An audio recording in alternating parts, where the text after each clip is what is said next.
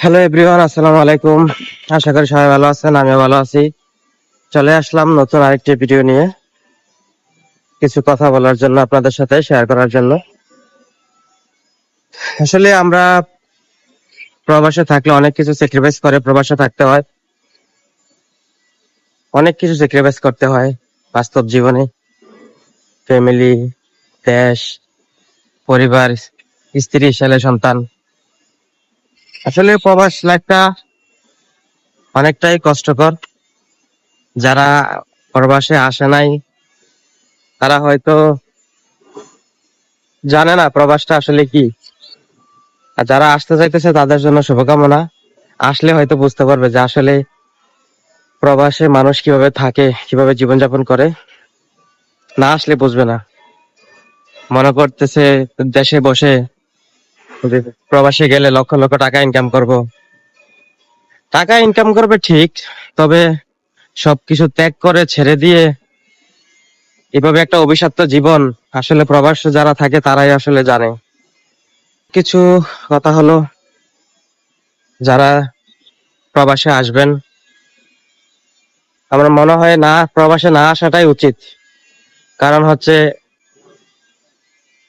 সবকিছু ত্যাগ করে ছেড়ে দিয়ে প্রবাসে এসে জীবনযাপন করাটা আসলে আমার মতে একটু যুক্তিসঙ্গত নয়। কারণ ফ্যামিলি ছাড়া, দেশ ছাড়া, মা বাবা ছাড়া, স্ত্রী সন্তান ছাড়া প্রবাসে না আসাটাই উচিত।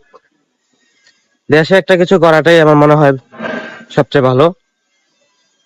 কারণ আপনি প্রবাসে যখন যাবেন, এখন অনেক টাকা লাগে। যে কোনো দেশে যান আপনারা, মিনিমাম 6 লাখ 7 লাখ টাকা লাগে।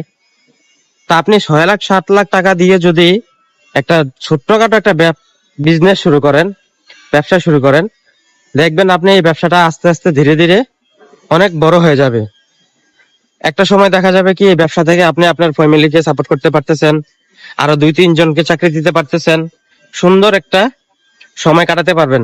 কিন্তু প্রবাসে দিন শেষে, প্রবাস থেকে দেশে যাওয়ার পরে আপনি আবার এই সেই পুনরায় একটা কিছু করতে হবে, এটাই স্বাভাবিক।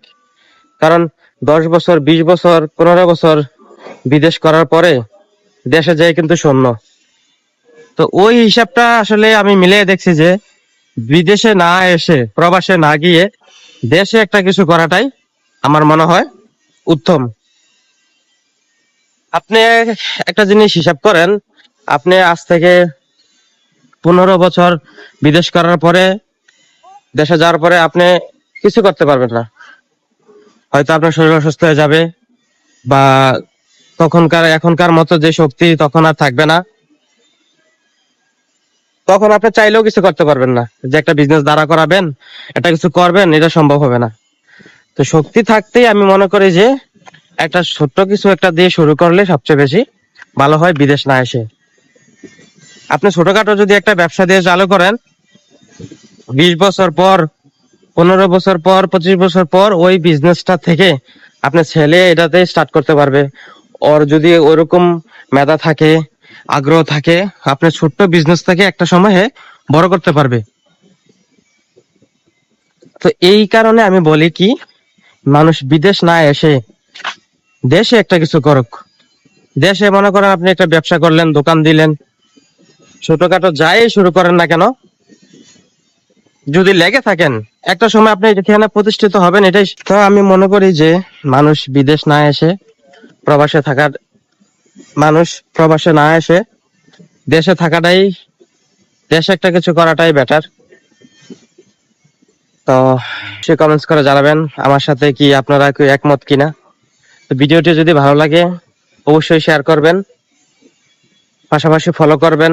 স্টার্ট করতেছি, চেষ্টা করতেছি কিছু একটা করার। আপনাদের সাপোর্ট থাকলে অবশ্যই কিছু একটা করতে পারবো ইনশাল্লাহ। ওই চেষ্টা আমার মধ্যে আছে, আমিও ধৈর্য ধরে চেষ্টা করতেছি কিছু একটা করার জন্য। তো সবার সাপোর্ট আমার দরকার, সবার সাপোর্ট চাই। আশা করি সবাই সাপোর্ট করবেন। তো ভালো থাকবেন, সুস্থ থাকবেন, দেখা হবে পরবর্তী কোনো ভিডিওতে। আসসালামু আলাইকুম রহমতুল্লাহ ওয়া বারাকাতুহু।